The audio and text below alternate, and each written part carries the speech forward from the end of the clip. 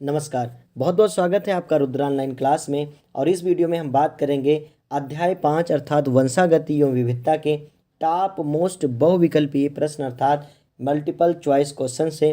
Question बहुत ज़्यादा important है जो कि नीट परीक्षा और बोर्ड एग्जाम दोनों में पूछे जाते हैं।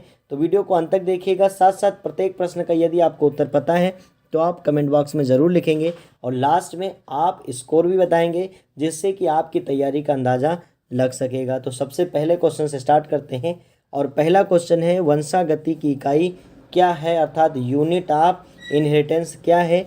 गुणसूत्र, जीनोटाइप, फिनोटाइप या जीन। तो इसमें से जो सही विकल्प होगा वो आप बताएं और नो डाउट आपने इसका सही आंसर ज़रूर दिया होगा और वो सही आंसर हो जाएगा जीन। इसका सही आंसर हो जाएगा जीन। जीन ही वंशागति अर्थात आनुवंशिकी की इकाई होते हैं। नेक्स्ट क्वेश्चन पे चलते हैं और नेक्स्ट क्वेश्चन है आनुवांशिक लक्षणों के जीन समूह को क्या कहते हैं। हो सकता है ये क्वेश्चन थोड़ा आपको टफ लगे क्योंकि क्वेश्चन हमने कई कैटेगरीज में लिए हैं। कुछ क्वेश्चन बहुत ईजी हैं, कुछ मीडियम हैं और कुछ हार्ड हैं। तो इसका सही आंसर अगर यदि आप देते हैं तो समझ लीजिए आपने इस चैप्टर को बहुत अच्छे से तैयार किया है। यदि अभी तक आपने इस चैप्टर को तैयार नहीं किया है तो आप चैनल की प्लेलिस्ट पे जाएं और इस चैप्टर को हमने कंप्लीट रूप से एक एक पॉइंट्स को अच्छे से समझाया है, तो जा करके वहाँ से इस चैप्टर को तैयार कर सकते हैं। या आप चाहें तो डिस्क्रिप्शन बॉक्स में इस चैप्टर की लिंक आपको मिल जाएगी, जिसमें जितने भी पार्ट हैं उनसे आप जाके तैयारी कर सकते हैं। तो नो डाउट जो इसका सही आंसर होगा वो होगा जीनोटाइप। आनुवांशिक लक्षणों के जीन समूह को क्या कहते हैं, जीनोटाइप कहते हैं। और जो लक्षण का जो प्रारूप होता है, लक्षण प्रारूप होता है, उसको फिनोटाइप कहा जाता है। और जो जीन आगे चल करके प्रबल होते हैं या प्रभावी होते हैं उनको प्रबल जीन कहते हैं। और एलिस जो होते हैं वो जीन के वेरिएंट्स होते हैं। तो इसका सही आंसर होगा जीनोटाइप। नेक्स्ट क्वेश्चन पे चलते हैं और नेक्स्ट क्वेश्चन है मानव में गुणसूत्रों की कुल कितनी संख्या होती है। तो आई थिंक इसका सही आंसर आपने दे दिया होगा। अगर नहीं दिया है तो कमेंट बॉक्स में इसका तो आंसर आप ज़रूर दें। ऑप्शन है 48, 46, 50 या 40। तो इसका सही विकल्प हो जाएगा 46। या अगर दिया हो एग्जाम में 23 जोड़े तो 23 जोड़े भी आप सही लगा सकते हैं, क्योंकि 23 दूना 46 होता है अर्थात 46 गुणसूत्र होते हैं। एलील के पृथक्करण किस प्रक्रिया में होता है या एलील्स का पृथक्करण किस प्रक्रिया में होता है। संसेचन, पारगमन, अर्धसूत्रण या विदलन। अर्थात जो क्रोमोसोम्स होते हैं, क्रोमोसोम के जो पेयर होते हैं वो कब पृथक होते हैं। मान लेते हैं क्रोमोसोम है तो ये कब पृथक होंगे, ये पृथक होते हैं अर्धसूत्रण में। कब पृथक होते हैं, अर्धसूत्रण में। तो इसका जो सही जवाब होगा वो होगा ऑप्शन नंबर सी, अर्धसूत्रण में। क्लियर है। नेक्स्ट क्वेश्चन पे चलते हैं। नेक्स्ट क्वेश्चन है मेंडल ने अपने प्रसंस्करण प्रयोग में किस पर किया था। ड्रोसोफिला, कबूतर, उद्यान मटर या जंगली मटर। जंगली मटर, उद्यान मटर, कबूतर, ड्रोसोफिला। तो इसका सही जवाब हो जाएगा उद्यान मटर और उसका क्या नाम था, पाइसम स्टाइवम। ठीक है। नेक्स्ट क्वेश्चन पे चलते हैं। नेक्स्ट क्वेश्चन है कौन सा जीन प्रारूप द्विगुणित संकर है। ये क्वेश्चन बहुत ज़्यादा इंपॉर्टेंट है कि इसमें से कौन सा जीन प्रारूप जो है वो द्विगुणित संकर है। तो इसका जो सही आंसर हो जाएगा वो होगा option number D, capital T small T capital R small R. बढ़ते हैं नेक्स्ट क्वेश्चन की ओर और नेक्स्ट क्वेश्चन है मेंडल ने किस सिद्धांत का प्रतिपादन नहीं किया था। सहलग्नता के सिद्धांत का, प्रबलता के सिद्धांत का, पृथक्करण के सिद्धांत का या स्वतंत्र अभियोन का सिद्धांत का। तो स्वतंत्र अभियोन का सिद्धांत दिया था, पृथक्करण का दिया था, प्रबलता या प्रभाविता का दिया था उन्होंने, जबकि सहलग्नता का सिद्धांत उन्होंने नहीं दिया था। यदि आपको याद है कि सहलग्नता के बारे में किसने बताया था तो कमेंट बॉक्स में आप उन वैज्ञानिक का नाम ज़रूर लिखें, क्योंकि सहलग्नता हमने बहुत डिटेल से आपको समझाया था। सहलग्नता और जीन पारगमन। क्लियर है। तो इसका सही जवाब हो जाएगा सहलग्नता मेंडल ने नहीं बताया था। नेक्स्ट क्वेश्चन पे चलते हैं। मेंडल का जन्म जो था वो किस देश में हुआ था।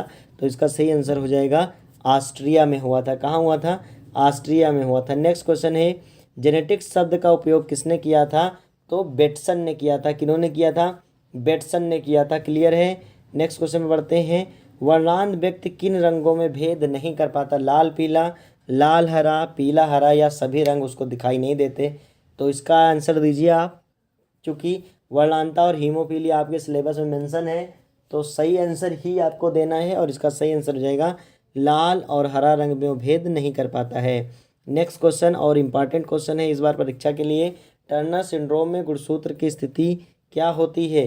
44 plus x y, 44 plus x, 46 plus x y या 44 प्लस एक्स वाई। तो इसका सही जवाब आप देंगे और सही जवाब हो जाएगा 44 प्लस एक्स, क्योंकि यहाँ पर जो एक्स और होना चाहिए वो गायब हो जाता है और एक इसमें कम हो जाता है, अर्थात इसमें कुल कितने गुणसूत्र होते हैं? 45 गुणसूत्र होते हैं। क्लियर है? नेक्स्ट क्वेश्चन पे चलते हैं। किस कारण से वर्णांता का विकास होता है? अधिक मदिरापान से, विटामिन ए की कमी से, अधिक सक्रिय एड्रिनल ग्लैंड से या अनुवांशिकी से? तो जो वर्णांता है एक अनुवांशिक बीमारी है और ये अनुवांशिकी से इसका विकास होता है। मंगोली जड़ता किसके कारण होती? बहुत इंपॉर्टेंट क्वेश्चन है इस बार बोर्ड परीक्षा के लिए कि मंगोली जड़ता किसके कारण होती है? लिंग गुणसूत्रों की एकल सूत्रता के कारण, 21वीं जोड़ी के अलिंग सूत्रों की एकल सूत्रता या लिंग गुणसूत्रों की एकाधी सूत्रता या 21वीं जोड़ी के अलिंग गुणसूत्रों की एकाधी सूत्रता? तो ऑप्शन नंबर डी सही होगा, क्योंकि आप जानते होंगे जो मंगोली जड़ता बीमारी है उसको डाउन सिंड्रोम के नाम से जानते हैं और इसमें एक क्रोमोसोम जो होता है वो बढ़ जाता है, वो भी कौन सी जोड़ी का?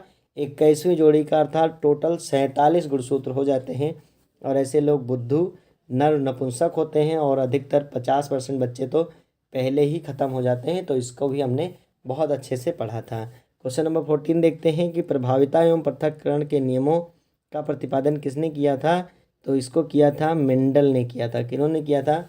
मेंडल ने किया था। ठीक है। नेक्स्ट क्वेश्चन है, गुणसूत्रों का निर्माण होता है यूक्रोमेटिन से, हेट्रोक्रोमेटिन से या ए व बी दोनों से? तो इसका सही जवाब होगा ए व बी दोनों से होता है। नेक्स्ट क्वेश्चन है, द्विसंकर टेस्ट क्रॉस का अनुपात क्या होता है? इसका जवाब आप देंगे और तुरंत आप लिखेंगे कि इसमें से कौन सा ऑप्शन सही है। 16 का, तो सही हो जाएगा इसका ऑप्शन 16 का सी, 9:3:3:3:1। और इसको भी आपने बहुत अच्छे से पढ़ा था। मधुमक्खी में नर का विकास कैसे होता है? तो नर का विकास होता है अनिषेचित अंडे से होता है और इस प्रक्रिया को हमने बहुत अच्छे से आपको समझाया था कि मधुमक्खी और कीटों में लिंग निर्धारण कैसे होता है, साथ साथ में पक्षियों में लिंग निर्धारण कैसे होता है, मनुष्य में लिंग निर्धारण कैसे होता है, ये भी आप अच्छे से जानते होंगे। नेक्स्ट क्वेश्चन है, निम्न में से कौन सा कथन प्रभाविता के नियम के लिए सही है? कि जो कारक थे मेंडल द्वारा बताए गए थे वो जोड़ों में होते हैं, तो ये बात भी सही है। लक्षणों का निर्धारण कारकों द्वारा होता है, ये बात भी सही है। यदि कारक जोड़ों में हो तो दो असमान अर्थात अलग अलग हो तो इनमें से एक कारक प्रभावी होगा और दूसरा अप्रभावी होगा, तो ये भी बात सही है, अर्थात ऑप्शन नंबर डी सही होगा। 18 का कौन सा ऑप्शन सही है? डी। नेक्स्ट क्वेश्चन है कि ZZ प्रकार का लिंग निर्धारण किसमें पाया जाता है? इसका आंसर आप ज़रूर दीजिए, क्योंकि इसको बहुत अच्छे से हमने आपको समझाया था। कुछ याद आ रहा है आपको? ZZ प्रकार का लिंग निर्धारण किसमें पाया जाता है? तो ये पाया जाता है पक्षियों में, और इसमें से पक्षी कौन है? मोर। क्लियर है? तो नेक्स्ट क्वेश्चन बढ़ते हैं। नेक्स्ट और लास्ट क्वेश्चन है, लिंग निर्धारण का गुणसूत्रीयवाद किसने स्पष्ट किया था या स्पष्टीकरण किसने किया था? मेंडल ने, नगेली ने, मैकलंग ने या बालबियानी ने? तो इसका तो आंसर आपको ज़रूर देना है और आंसर हो जाएगा, आंसर होगा इसका मैकलंग ने। किसने दिया? इस चैप्टर से और भी ऑब्जेक्टिव क्वेश्चन बन सकते हैं, तो यदि आप चाहेंगे और कमेंट में लिखेंगे कि हाँ सर और भी ऑब्जेक्टिव क्वेश्चन बनाए, तो हम टॉप 20 का नेक्स्ट पार्ट भी इसी चैप्टर का लेकर के आएंगे।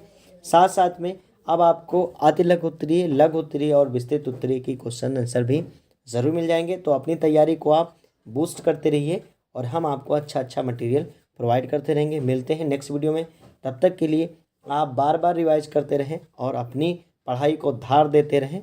Thank you.